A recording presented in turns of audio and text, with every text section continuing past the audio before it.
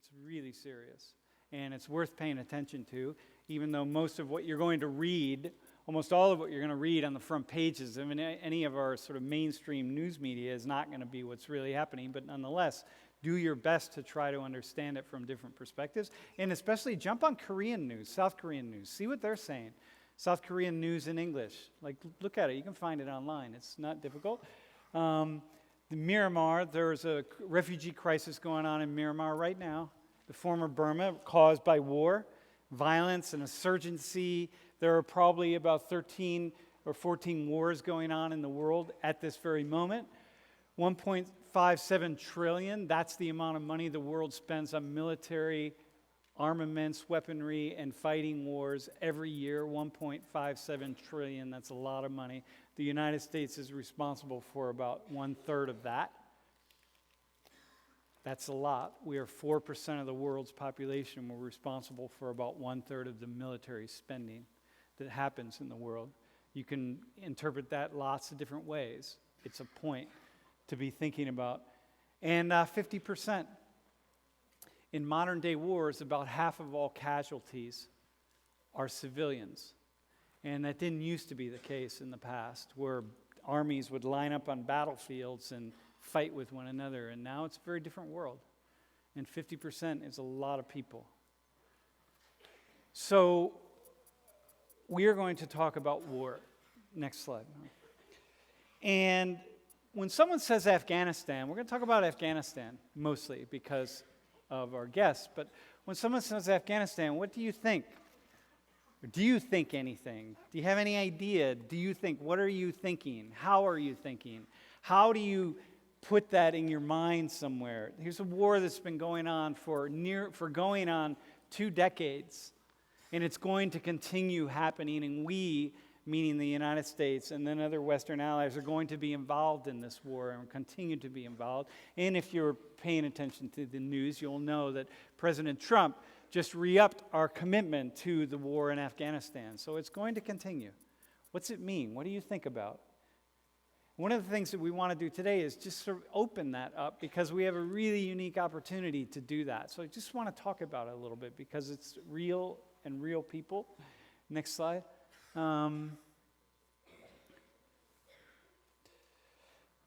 So a couple quick things. I just want to kind of lay this out to you so you have a sense. Here's Afghanistan. So here's corner of Africa. Here's part of Europe. Here's Asia. Here's India, China. There's Afghanistan. There's Iran. Pakistan. Just get a sense of where it is. But there, it's just a place on a map. So next slide. And so here's Afghanistan broken down a little bit into districts and into cities. It's a real place with real people. And the war is a real war. You go to the next slide. And here, real traffic jams, just like everywhere else. Cars and people and too many cars and too many people trying to drive them and not enough roads and traffic jams and frustrations and people honking their horns, and just as they do at other places in the world. And here's a shop where people are selling goods. And a lot of times we have this idea that Afghanistan, if you're paying attention at all, it's a really poor country. And so you look at this shop here and you say, like, wow, okay, what is this? This is not in Kabul, the capital city, but nonetheless, you look at that, and these are the kinds of images we often see about places like Afghanistan. It's just a war country. They've been in war for a long time. They're always fighting, and look, it's poor. And next one. But then look at this, Kabul city center, shopping center. Here it is outside, the outside look, and here it is inside. So you got these two worlds, and you got real people. So when you hear about some bombing that happens in a place like Afghanistan, or maybe it's Pakistan, or the Central African Republic, or Myanmar, or wherever it is, but in this case Afghanistan, it's about real people. And the shopping center was bombed. So why was it bombed, and what's it about, and what's it look like, and how is it? But look at that. That's nice. Next slide. Okay, real people. So this is Rafi Nadiri. And Rafi and I go back, our friendship goes back about almost 4 years. that I had an opportunity, we at World in Conversation had an opportunity to pursue a dialogue project. And the sponsoring group was NATO, the North Atlantic Treaty Organization. And they said, listen, could you start dialogues between soldiers or military cadets and civilians living in a conflict zone? And I said, yeah, I think we could do that. And your team at Penn State, meaning Penn State students, meaning people just like you all who were in Social 19 in previous semesters, but now work at World in Conversation facilitating dialogues, could your students facilitate dialogues between soldiers and cadets? Cadets meaning students who are in training to become officers in the military in the NATO alliance. Could they facilitate dialogues between them and civilians in Afghanistan, mostly students? And we say, yeah, we don't know, but let's give it a try. And so I found Rafi online, contacted him, and he said yes, and we said, let's go for it. And so here's Rafi with his oldest daughter, and here's his youngest daughter. Real people. Afghans, real people. War isn't just this thing that's out there, it's real. Next slide. Yo, did we talk about attendance? Yeah. And signing your full name? Can I... Sorry, I Dude, can I do that? Listen, as the attendance sheet goes around, can you make sure you sign your full name? Especially on the pink sheet, but on all the sheets. Just don't put an X. Got it? We good? All right, man. Here they are again. Argawan and Yasmin. I spelled it wrong, Rafi, but she won't mind. Look at cute. Right? It's like Afghans. Real people with real children, real parents, just like everybody else. So this is what it's about. The stakes are high. I'll talk a little bit more with Rafi about those stakes, but these are his daughters. So even living in a war zone, these are the little girls that are living in a war zone. They have the same hopes and dreams, and it's everybody else. Next slide. And here's our team, by the way. We met in India last summer, and here's our Afghan team and our Penn State team. And by the way, you all can be a part of this. Some of you who want to be a part of this, you can be part of these dialogues and facilitating and doing all of this. Next slide. And here are the Afghans killed. Look at the number going up. Keeps going up. Civilians killed. Next slide. And this is Rafi's partner, his close friend and partner, who was murdered last year for doing the kind of work of peace, working with women, working with people. He had children, just like Rafi's children. So this is real stuff. Next one. And it's not just Afghan civilians, military personnel in Afghanistan, and then here are U.S. and coalition military. Look at that. Each one above zero, and they are above zero, is a death.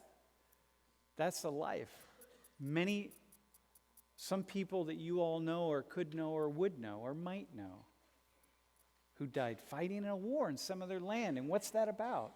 What do we know about it? And what obligation do we have to learn about it and understand who these people are and why they were fighting in some other place? Next one. Because what we see is here are some Americans in Afghanistan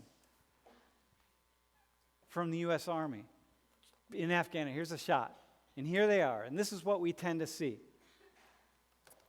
What are they doing there? Why are they doing it? What's it all about? Putting their lives on the line for what? For something else, for somebody else. All really complex issues, and of course that's what this course is about. Next slide. And then we have Lieutenant Colonel Rich Gary, who is here. He's not just this person out there. Here's a shot at this is him in Afghanistan. Putting his life on the line. So we talk about this all the time. There are these like words out there. The military, they protect us. These people put their lives on the line for us. What does that mean? What do we really mean when we say that? And how much do we think about it and how much do we care? Here's another shot. Here's at a negotiation table. So there's Rich right here, the handsome guy right there. And these are Afghans and Americans negotiating, talking, engaging. Next one. You know, you can stop there. We'll come back to that because you can just blacken the screen. I want Rich to say. So, gentlemen, Rafi, Rich, welcome to Social 119, right?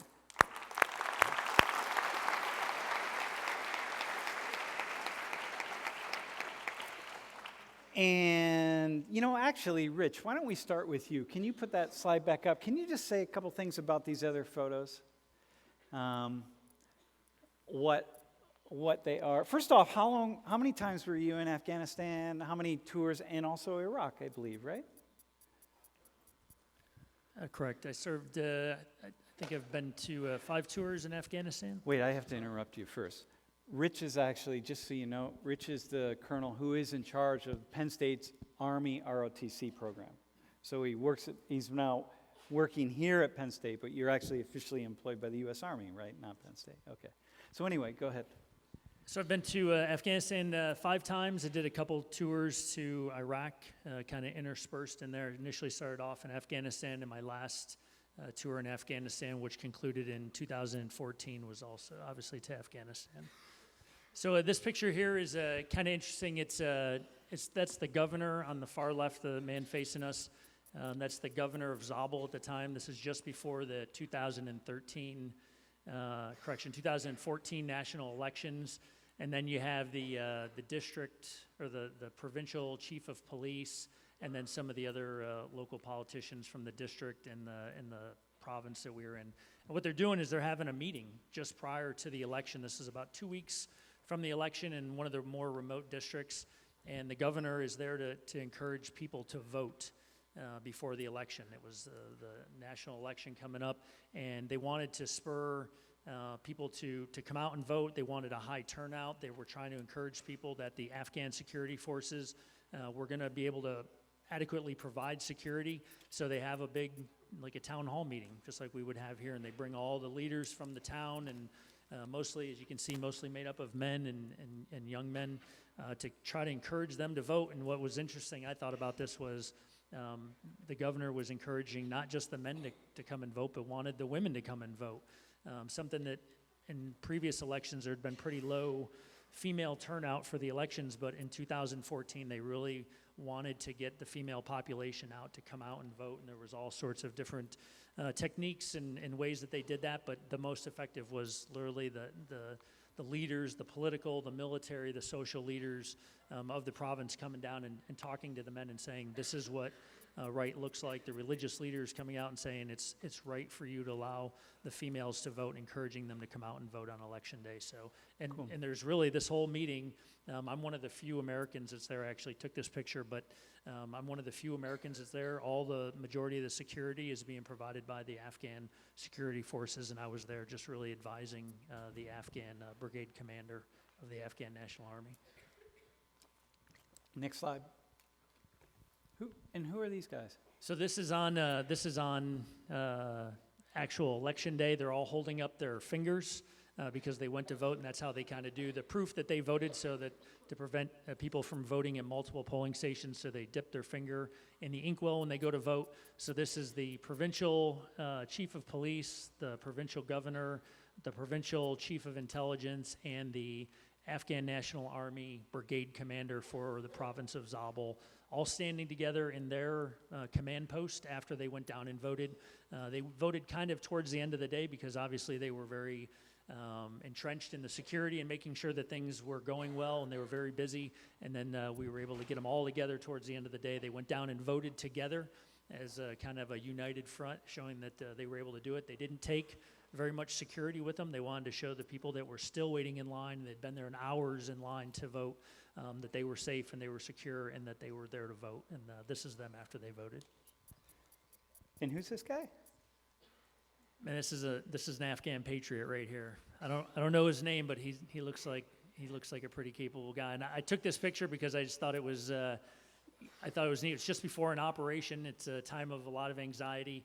And I don't know exactly what he was saying, but he was running around joking with everybody and smiling, and everybody was kind of laughing at him. And he was doing all sorts of stuff to kind of keep the spirits of the troops ready and keep the anxiety down before they went out on a mission. Yeah, very cool. while you're up, why don't we just why don't we start with you, and then we'll move over to Rafi. So one of the things that I find over the years, having worked with lots of folks in the military, not just in the U.S., but in other countries, I find that civilians often have by the way, who in here has or has been in the military? Who? One? Just one person at top? Is that it? Yeah? Two? And is anybody currently in the guard? Or one person? Yeah? Two? Okay, cool. Anybody deployed? Have you been deployed? Anybody? Okay. So listen, one of the things in this class, and we'll have another conversation later in this class, but I think I was telling you at one point about my colleague and friend Maziar, who was in the Iranian military. And last year, in the Iranian army, fighting ISIS.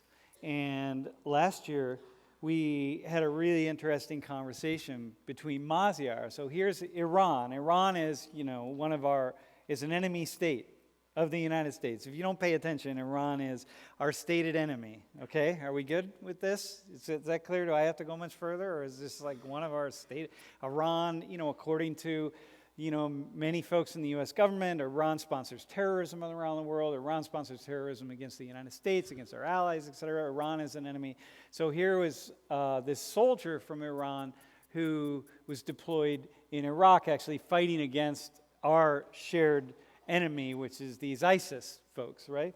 So Maziar Skyped in the class, and he had a conversation with two former members of the military who had been deployed, also fighting ISIS. And they were having this conversation that was really between them. And the rest of us were sort of on the outside listening to them talk and laugh and share stories. And there were things that they were talking about. They had more in common with each other in so many different ways. Here are these two, these military folks, retired, but nonetheless, talking about what they went through as soldiers and in battle and one thing after another that the rest of us really didn't understand. And if there had been Iranian civilians watching, they wouldn't have understood either. So my question to you is, what is it about being a soldier and certainly being deployed in a conflict zone that most people, civilians, don't understand? They don't get. So I think sometimes being in the military, particularly when we're deployed, there's a perception, and there's even a perception, I think, of new soldiers that have not been deployed before, of what your time is going to be like. And there's a belief that we're like soldiers are like robots, right? We're trained. We go forward. We sit there emotionless. We fight all day long. We fight all night long. We're there for a period of time. And then we return back to our country, somehow changed. But really, there's very, very brief times, at least I'm just speaking from my personal experience, there's very, very brief times of that actual contact with the enemy, where you feel like maybe your life is in danger, and the rest of the time is a lot of other things that are not necessarily that high intensity, high danger, I'm in peril type things. In fact, I would say that the majority of my time overseas, even though I'm an infantry officer, and I'm in a branch, a combat arms branch, that the majority of my time has been engaging with civilians in Afghanistan or engaging with Afghan security forces and helping them and learning more about them and how we might be able to assist them and protect the population. Now, as far as that relationship with soldiers, I think that there are some things that happen to soldiers and that soldiers go through that are common to all soldiers, regardless of where you kind of stand, or what military you might be in, or what side of the fight you're on. There's moments, those crucible moments for soldiers that build cohesion within units, and you'll see soldiers that have just this incredible love and trust and loyalty to each other, having shared that moment, whether it's a moment of exhilaration that comes in contact sometimes, or that moment of extreme fear or extreme sadness. But it's hard to explain that to someone who is not experienced it. It's hard to share that with someone who's not experienced it. But to share it with another soldier who has been through the same thing, is a little bit easier, I think, because they have an understanding. And part of our role in the military is to understand those that oppose us, to understand their culture, their language, how they recruit, how they train, how they get their money, what are their tactics. Wait, Those hang on. things. We'll come back to that. Oh. Yeah, I want to come back to that. Yeah, I actually want to dig into that a little bit. Let me ask you. Let me keep coming, because what he's about to talk about is a really, really cool conversation that I want you all to hear. I wasn't sure what I was going to talk about, but Yeah, okay. yeah. Can you do me a favor? Do actually the class a favor. Tell the class, who are the Afghan people? Tell us about you know the Afghan people. You've worked with Afghans. You really know as well as probably way better than the vast majority of Americans. And the vast majority of Americans just know there's people over there that are fighting. Before we bring Rafi up, tell us about what have you learned about the Afghan people and Afghan culture? So, from my perspective and my interaction, I constantly heard before I went to Afghanistan the first time, it's a culture and a society that's been at war for 1,000 years, and that's all they know is war. And that's, they don't have any other thing to base their reference off of other than that they've been at war for a long time. And truly, it is a society that has had conflict, but the vast majority of Afghan people are people just like us in, the United States, and I suspect most other countries. They have children, and they have jobs, and they have aspirations, and they have hopes, and they don't want to be at war. They would like to be at peace, and they would like to have the same things for their families that we want for our families. And they, most of them get up in the morning and they go do some form of work to try to raise money, to raise their family, to provide for their family.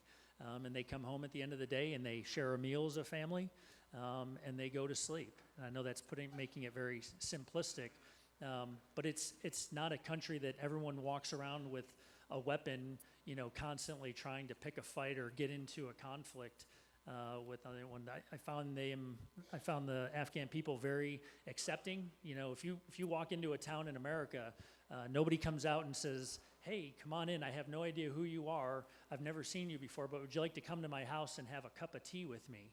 Right? So when I first went to Afghanistan, and we would go into a village, and the village elder would come out, the guy, the oldest guy, or the guy who was in charge of that village, their representative, and he'd say, "Hey, come to my house and have tea." Having not really learned a lot about the culture before, I was like, "Oh, this is a trick of some sort. Like, what's he going to put in my tea? Why would I do this?" All right, but you spend time there, you learn about the culture, you come to appreciate those things, and you come to understand when that's not offered or what those variations are in those cultural norms. But I was just talking to Rafi a minute ago on how much I miss the Afghan food, and I've been trying to get my wife to take on some Afghan cooking, which has been quite an experiment, and he's trying to tell me where I can get some Afghan food stateside. But it's just a great culture that over my 3 or 4 years there that I've spent, that I've really come to appreciate, in a lot of regards, enjoy the people and the culture, and I do miss some of it, even though I'm back in the States, and I miss some of the things that I was able to do there that I can't do here. Yeah, that's really the one word that I hear again, and I've experienced again, is generosity. So you touched it, about it, wanting tea and just being so, oh my gosh, just constantly giving and wanting to show generosity and friendship and so on. That's been certainly my experience. Yeah. Okay, thanks. We're just gonna make this a kind of a tag team. Really, we're gonna just get a conversation going and go back and forth. But Rafi, so Yes. this is your third time in Social 119. Yeah. So tell us about war from a civilian perspective. Okay. Tell us. First of all, my name is Rafi Nadiri. My profession is I'm attorney. I'm a lawyer since many years, like 10 years. And I'm practicing the criminal and also civilian case in Afghanistan. I'm a peaceful man, like other people of Afghanistan, and we are not. We are hating the fight and hating the war. And in another hand, we are so hospitality people. So if you guys want to know more about the culture of Afghanistan, I invite you guys to at least participate in one dialogue program and to see the peaceful people, the peaceful, face men and women of Afghanistan from different provinces. Unfortunately, I'm born in conflict zone, in war, and also I'm growing in Afghanistan in the war, and I'm just now working in Afghanistan, which is the war. And the type of war in Afghanistan are, since many years, are different. We have experience of the Russia in Afghanistan, which at least, many people, many Afghan brothers and sisters are killed. We had bad memory of the Taliban, which is the extremist Muslim. And they are not reality Muslim, but they are just applying for some for interest Islams. And unfortunately now we are just remaining, experience of the ISIS since, many years.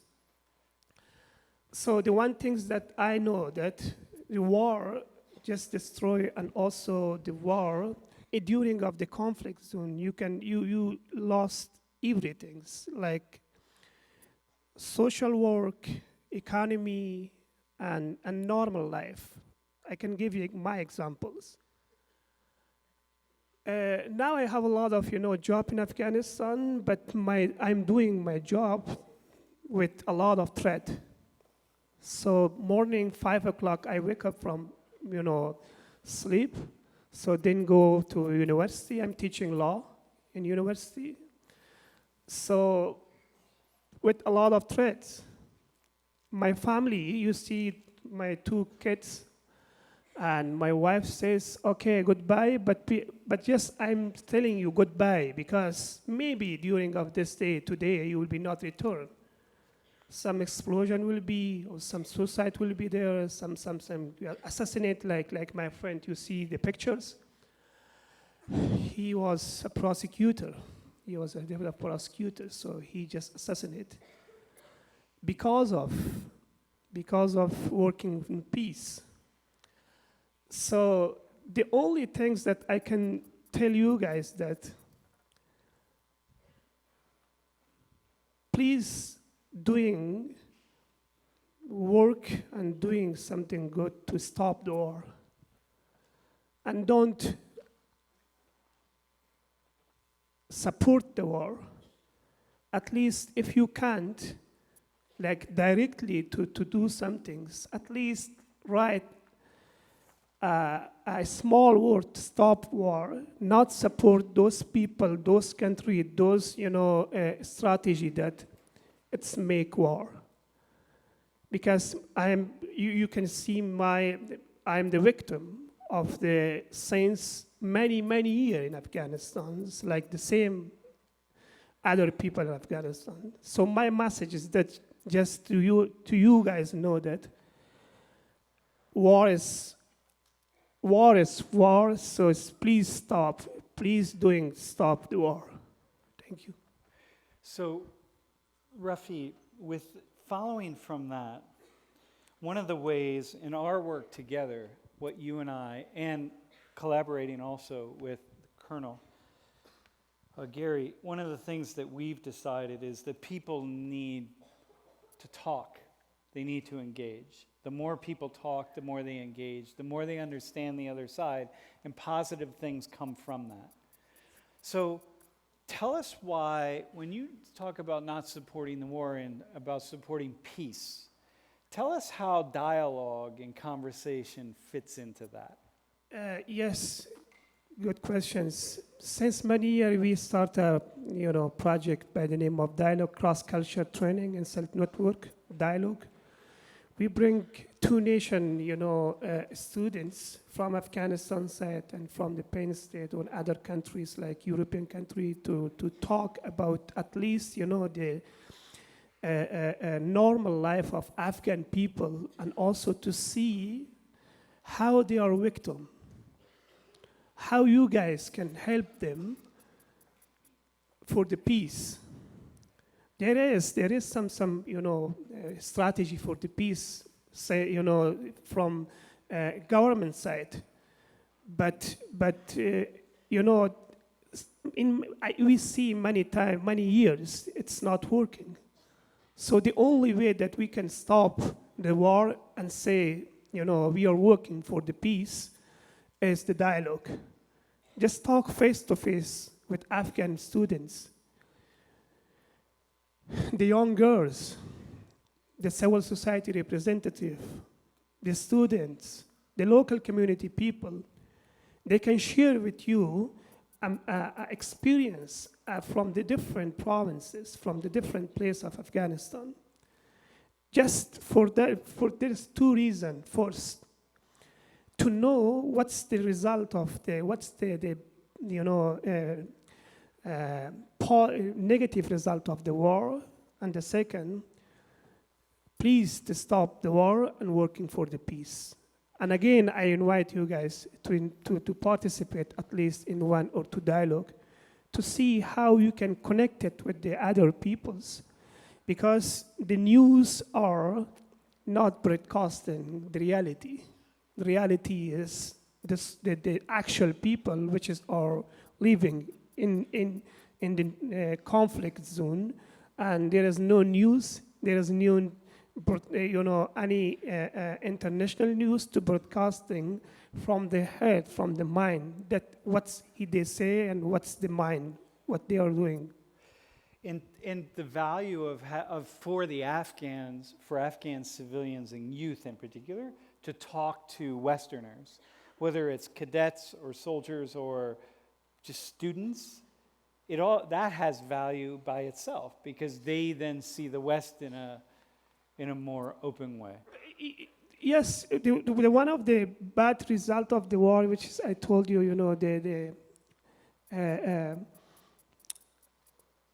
which is the minus problems. So if you asking for the people of Afghanistan, you have hope for future, they say no. But if when they just coming in dialogue with the foreign for Western, they see the opportunity, they see the new example, they see the new things. So there is it's coming. The people are hoping for futures from the part of Afghanistan, said. Mm-hmm. Mm-hmm. Okay. Thanks, Rafi. Rich, let's go back to you on that. Let's stay with this.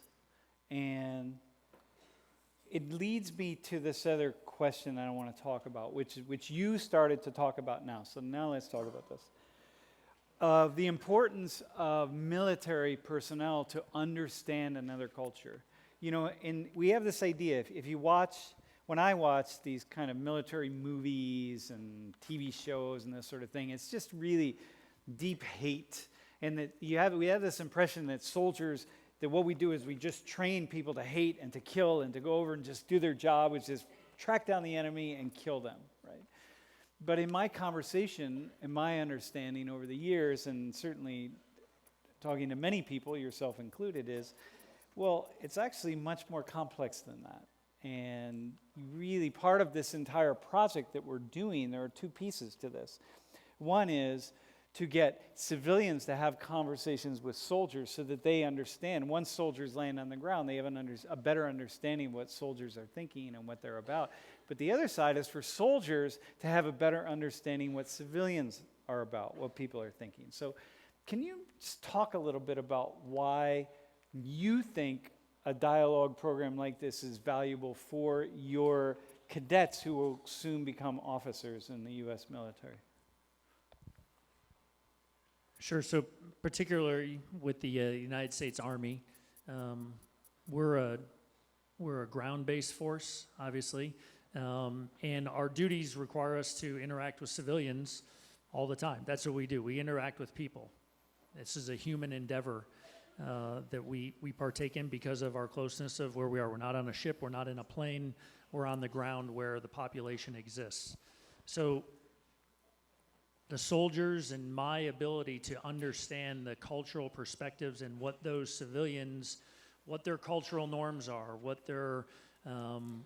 we might do to violate those cultural norms, what we might do to provide them a perception that we are not there to assist them, ultimately allows civilians to make decisions that we may not want, to maybe support the other side. And it's not intentional in most cases. As a military, we work very hard. Particularly now, we continue to go back and evaluate how well we're training soldiers to understand the cultures of the countries that we go to, how well we are at understanding the language. We invest a lot of time and effort into training soldiers the language so that they can communicate effectively, because we know that we're going to have those human interactions with people all the time. That's what we do. That's where our bread and butter is. And we also recognize that there's going to be conflict. Conflict is not avoidable. Now, but it doesn't all have to be armed, lethal conflict. We can have a conflict. We can have a disagreement on how something should be done or what a priority is or the best way ahead. Or I can even have a conflict with someone who is on the opposite side. And there are ways that we can engage if I have knowledge and I can speak from a position of experience and understanding, that we can have that engagement and we can bring that to a peaceful solution at the end, and it doesn't have to result in the loss of life. It doesn't always have to result in armed lethal conflict. And that's ideally, that's what we want. Again, sometimes soldiers are perceived as Dr. Richard said, as these robots who are trained to go forward and to do harm to things. Well, certainly we are trained to defend ourselves, but we understand that 99% of our interactions are not that, and that those other interactions we have are just as valuable, if not more valuable, because anybody who's been in combat, soldiers and officers, they would prefer not to be in combat again in most cases, because we understand the toll it is on civilians, on our soldiers, on those families of those soldiers, some that have paid a very high price to go forward and do that work. So those that have experienced it before work very hard to avoid that in the future and see what other opportunities there are. And I think that a lot of those opportunities are successful because of our ability to engage effectively with people in other cultures. And you have to understand that in all the intricacies of tribal affiliations and religious affiliations and people's motivations, things that are more complex than he's a bad guy, I'm a good guy, and there's only one way out of this conflict we have. So one of the things coming off of that, I think about how, every time there are casualties, every time people are hurt, either wounded or hurt or die, they're going to be on your side also. So this idea that people have, we're just going to go kill the bad guys, but when you kill a bad guy, it increases the likelihood that they're killing what they think is a bad guy, which is what we think is a good guy. And so nobody wants death, because death means it's going to be on your side also. And so, if you can fight a war without anybody dying, that would be an ideal situation, because that means only your people died. But it's not possible to fight a war where your people never die. It just isn't. And so that's one of the things that I think I hear people really missing that. So listen, with that in mind, there are two stories I'd like you to tell.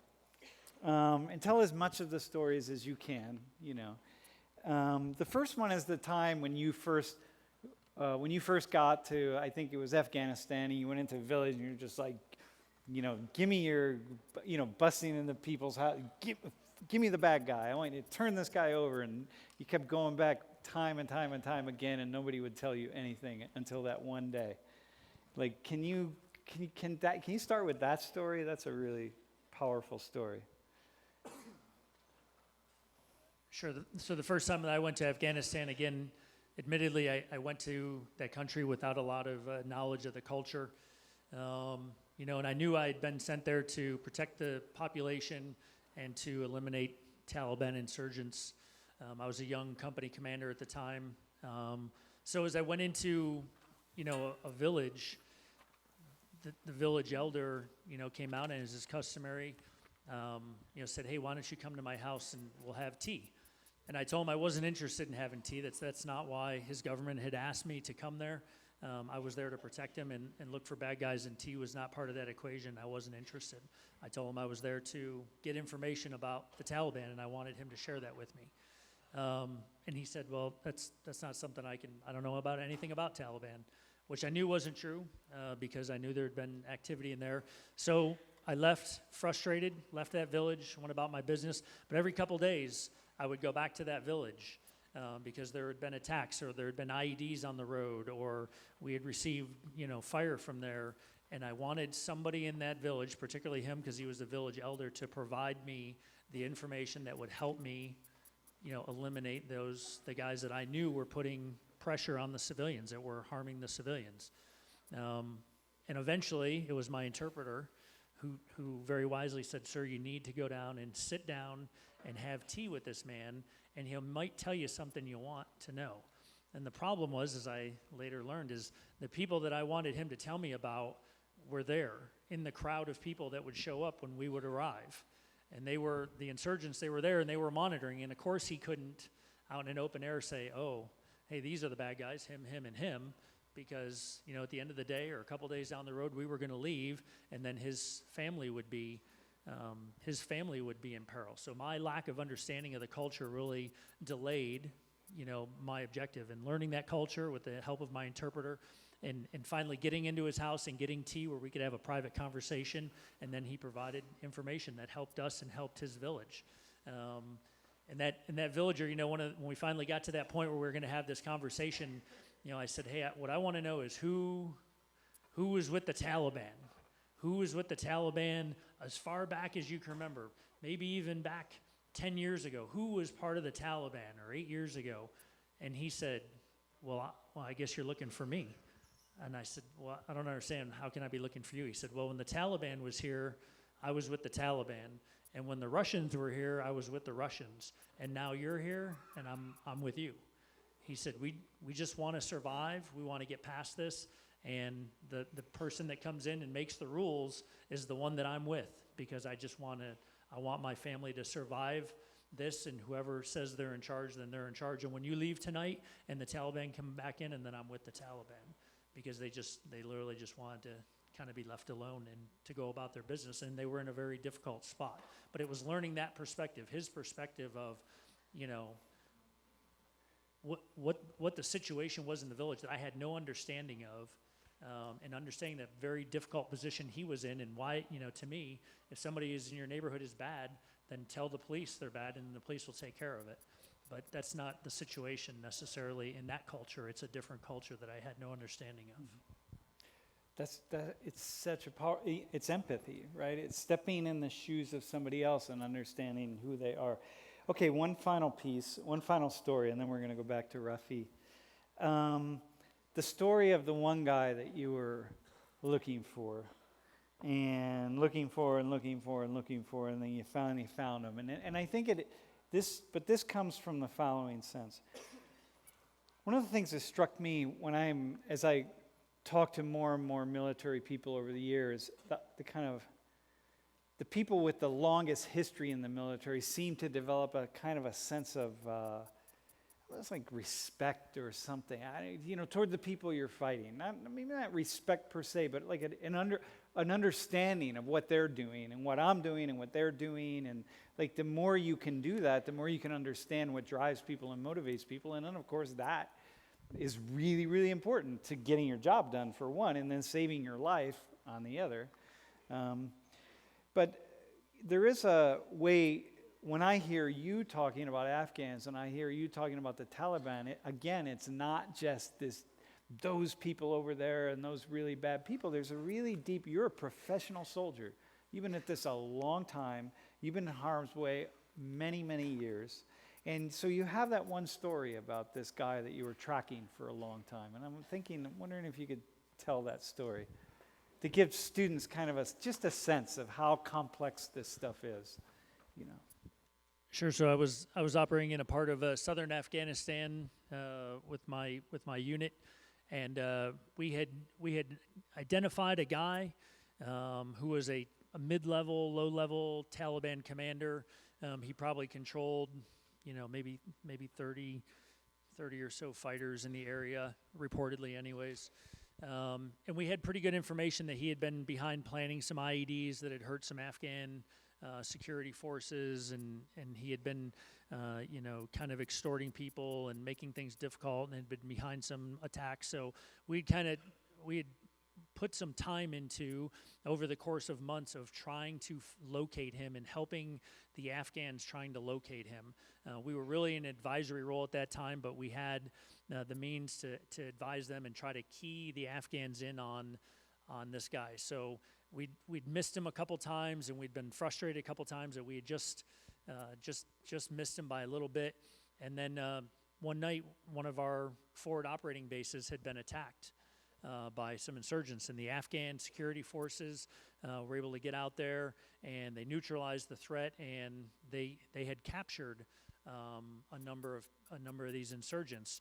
And I got a call from the Afghan security force commander, and he said, "Hey, we captured this guy, and we think he's the commander that we've been looking for. He says he is, and we think he is. So we're talking to him now." And he's already starting to talk to us and provide some information. So the next morning, as part of my rounds, I would go around and visit the various command posts of the Afghan security forces, and I was very kind of excited to go down to this, where I knew this Afghan potential Taliban commander was being held by the Afghan security forces. U.S. forces, we had never had him at any point. They had captured him and had started to talk to him. So I went down there to have my morning meeting with them, and I'm sitting on the couch. And in this room, it's kind of hard to set the stage, but they're Afghan security forces, but they're kind of in a special unit, and they all wear civilian clothes most of the time. Very few of them are uniformed soldiers or wear uniforms. So I'm doing the normal thing. I'm there about an hour. We're drinking tea, and we're talking, and we're not bringing up business. We're talking about families and other things. And finally, we get to the point where I want to broach the subject of, is this the guy? Are we sure? And is he providing any information that we can use to eliminate other threats? And when I asked the question through my interpreter, I noticed everybody in the room kind of chuckled a little bit, and my interpreter said, "Hey," they said, "why don't you ask him yourself?"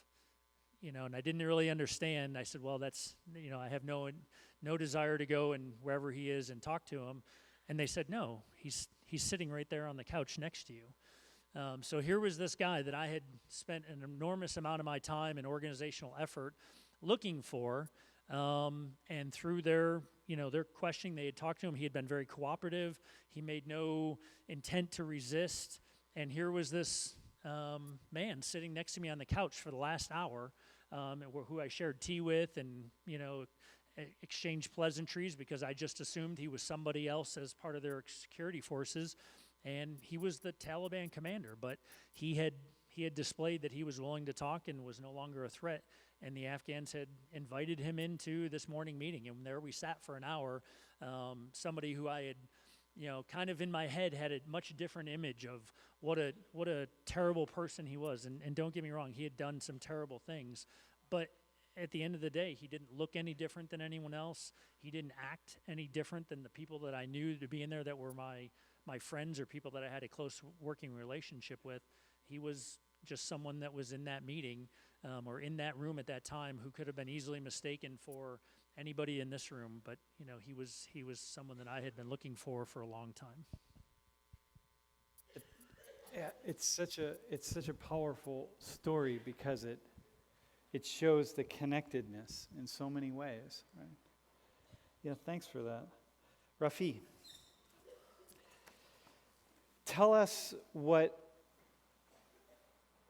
do soldiers, what do militaries, what do people need to do? What that would be less damaging to civilians? When you think about it, I think about the story you told of the young boy who was saging soldiers. Could you tell that story? That's actually a really good. Yes. So fortunately now the international troop in Afghanistan are just trying to change the concept of the president in Afghanistan, like from this military, perspective, and from this really like policy, stability policing. But yes, I have an example, from Afghanistan since beginning of the ISAF presence in Afghanistan. So ISAF is International Security Assistance Force. Is yeah, that right? it's from NATO and part of this, the U.S. soldiers. A group of, soldiers from NATO just doing some operation in some area. So a small kids like 10 or 8 years. He has like we call a span. I don't know what you guys call. Could you help me, Sam? Incense. Incense. Okay. Yeah. Yes. So because we have a culture in Afghanistan that when we just burn this, it's meaning that God will be save you, and it's good reaction from the persons to the persons. So the kids want to tell that the old troops, the international troops, that God will be save you for the operations. So because the military are not doesn't know about the culture, what's the meaning of that, like that. So they're thinking that this is a chemical like weapons. So just he burns to kill us, and then the security people just shoot them, and the small kids just killed. After the investigations done, so then they say, oh, it's good. That's not so bad. The reaction of this kids are so good for us, but because of we don't have any information about the culture things, about the environment, about what's the meaning of this, so that's happening. So the idea, to be clear, let me be really, really clear. So the idea is, here are the soldiers that come into this area and doing their job, patrolling, whatever. They stop in this spot. The young boys, as is a custom in Afghanistan, so they have their incense burners. And so one of the things is you go around people with incense, like you're saging somebody to protect them. Allah will protect you. So the boys did that to the soldiers, but the soldiers didn't know what it was. They thought maybe it was a poison smoke or something like that, and the little kids were shot, and the kids were just really doing this with soldiers. And so the idea being that it's just missing the connection with cultures. If the soldiers would have understood what was happening, then this wouldn't have happened. This tragedy wouldn't have occurred. Actually, this is the example of the military, but in civilian side as well. This is a good example that many discommunication, many misunderstanding from the two nations or not connections. For example, now maybe some of you guys thinking that Afghanistan people are so extreme, is Muslims, so the Islam is like this. But actually, this no. But if you just sitting in a dialogue, so you can see they are open mind.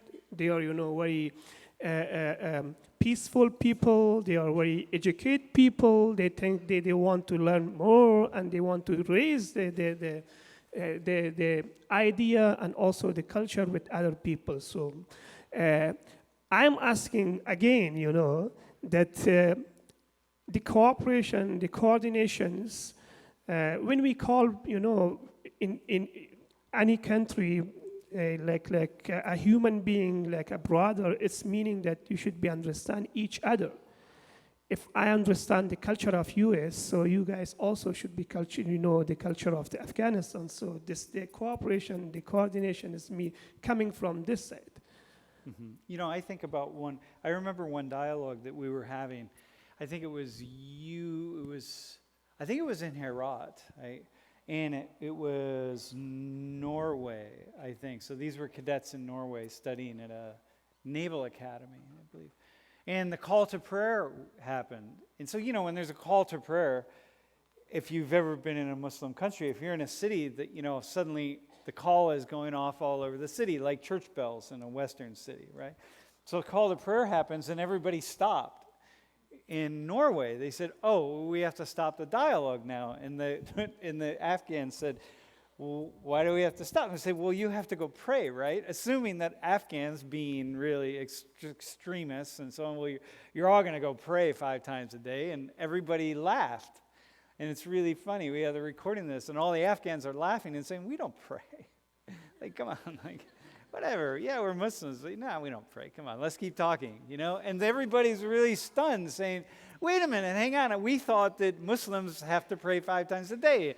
And they said, "Well, we thought Christians have to go to church every week." And like, you don't go to church, and you're Christians, so like, why would we pray?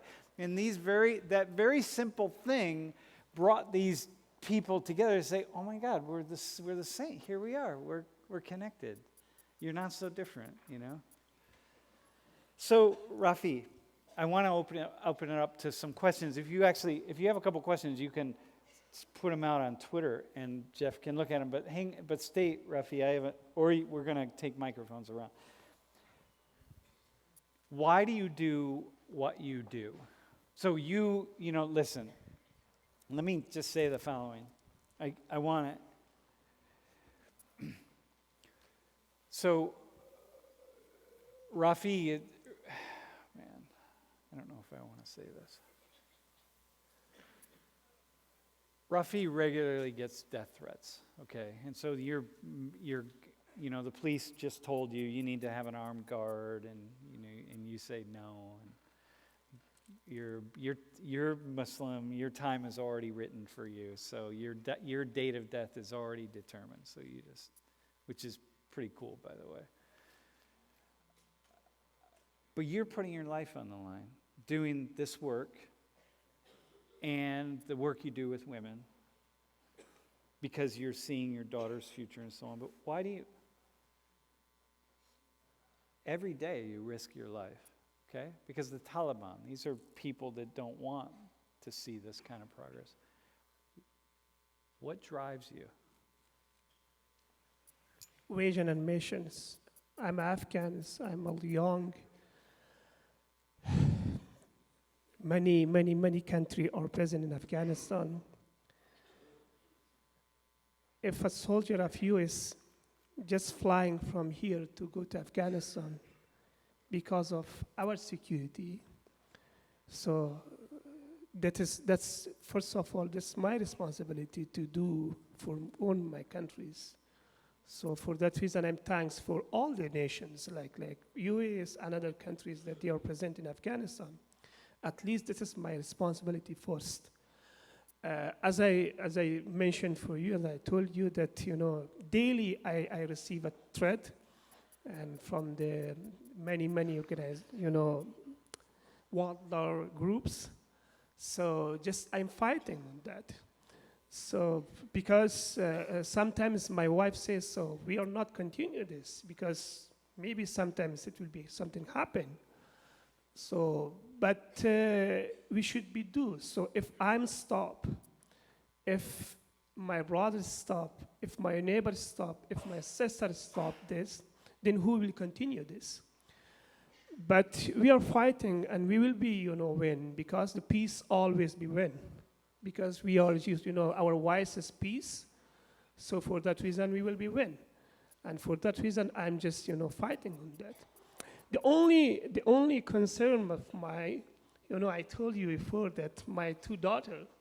So again, I just, pray for these 2, my daughters, and also all of Afghanistan, daughters, saved. The only things that encourage me to work in my countries, my peoples, and the societies. Yeah, thanks. Yeah.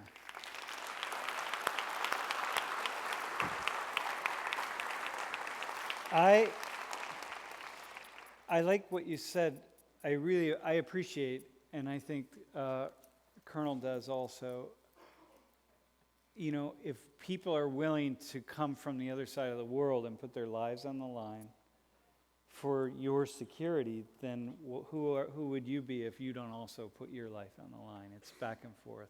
And then also do that for their security, right? Colonel is just, visit 5 times Afghanistan. The provinces which is the more dangerous, Helmand, Zabul.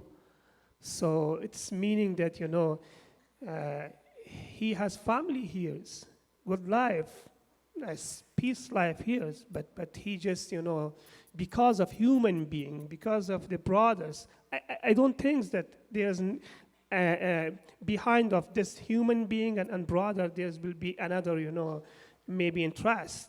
Because of that, he just, fly from here to Afghanistan and just, visit a non-secure provinces for peace. And he and his teams just bring the peace. You see the vote and also the elections, which was after several years it's happened. So it's meaning that, the voice of peace always be, a winner and for stay alive. Thank you. Yeah. Just quickly, Rich said about you have your family. Peace work for people that you don't even know. And I also just want to give a nice shout out for that.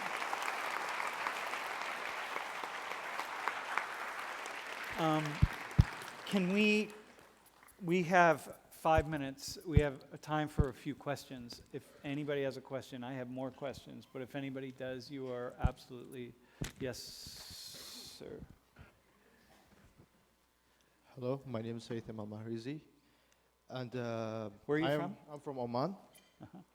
And I feel that Afghanistan is kind of similar to Oman 100 years ago, where we had the tribalism, and we had all those separatists who were against the government. And we were long phase just fighting Oman internal conflicts until we came to a realization that maybe we should negotiate, maybe we should sit down and resolve our differences. Do you think I think this question is for both of you. Do you think it's possible to negotiate with the Taliban? Good questions.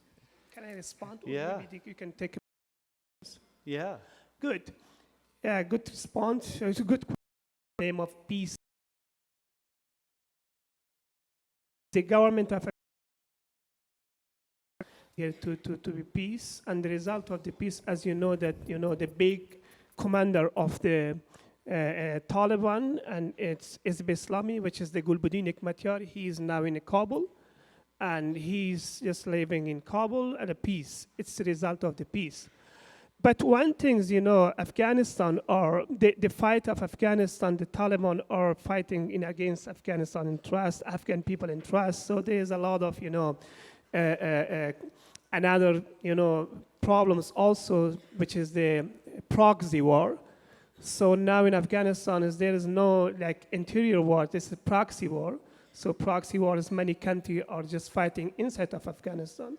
For that reason, sometimes the peaceful process just stop in going well, just stop in one, step because of, the interest of some neighbors, some other country. I'm not name it, but there is some countries that they are not, the interest of them to continue the fighting in Afghanistan, because this is good place for the proxy war, So to fight against. So the idea is proxy war, right? Proxy meaning that it's the war isn't really happening here. The war is happening with all these other countries that are fighting each other, but they're fighting each other inside. So I'd like to add on. You mentioned proxy war, and so that means that there are many countries that have interest in Afghanistan. Yeah. And that's something that was similar that we had. Probably 70 years ago. We had the British who are on the side with the government. We had the communist Soviet Union, It was all Yeah, Interest. everybody battling. Yeah, just one thing, in the proxy war, there is no the leaders, okay? So the leader is the countries. The leader is the interest of the countries. Yeah. So interest of the countries is that depend of the country. For example, Iran interests are not the same of Pakistan interest. Russia interests are not the same of Iran interest. For that reason, there is no the leader that the government should Yeah. be just talking with them. As you know, the proxy war is going because this is the fight is interest of the government. Okay, so thanks, Mom. Thank you. So we have a question. Rich, here's a question for you up on the board, up on Twitter. So what thing did you learn while in Afghanistan that shocked you the most? Yeah, again, I think going back to what you said would just be the hospitality and the generosity of the civilian population. I had a much different idea of what I was getting into, what we would call here a third world country that had no, kind of understanding or a realization of what happened outside of its borders, and just a very harsh and cold people. And what I found was, a population that's extremely generous, extremely hospitable, and very willing to take in strangers and show them a lot of hospitality where you don't expect it. That was, for me, that was really took me aback.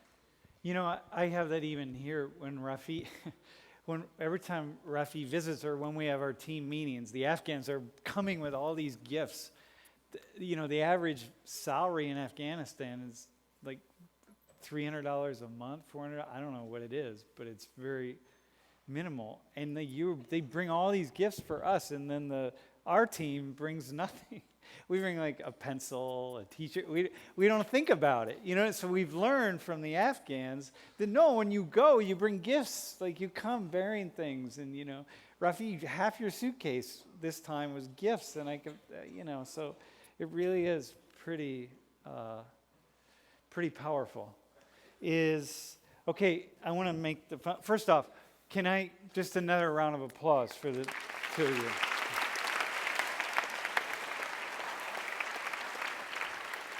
And let me say the following. I really appreciate both of you coming, obviously. What I want to say the following.